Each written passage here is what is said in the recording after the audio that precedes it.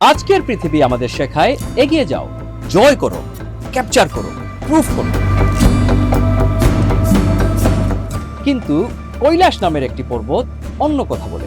কৈলাস পৃথিবীর সবচেয়ে উঁচু পর্বত নয়, তবুও মানুষ এর চূড়ায় ওঠে না, কারণ অনেকের কাছে এটা চ্যালেঞ্জ নয়, এটা বিশ্বাস। এমনও শোনা যায় কৈলাস পর্বতের কাছে চুল নখ নাকি স্বাভাবিকের চেয়ে দ্রুত বাড়ে। কেউ বলেন কম্পাস ঠিকমতো কাজ করে না।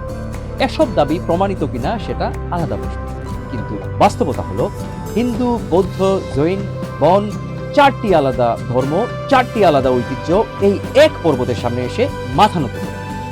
এখানে পিলগ্রিমেজ মানে চূড়ায় ওঠা নয়, এখানে মানুষ পর্বতের চারপাশে ঘুরে। কেউ মেডেল নিতে চায় না, কেউ সামিট ফটো তুলতে যায় না।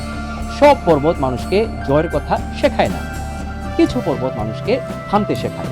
কিন্তু কেন? এই বিষয়টা নিয়ে আমি আদিলস ইনসাইটে পুরো ভিডিও করেছি। পুরো গল্প দেখতে চাইলে কমেন্ট সেকশনে থাকা লিংকে এখনই ক্লিক করুন।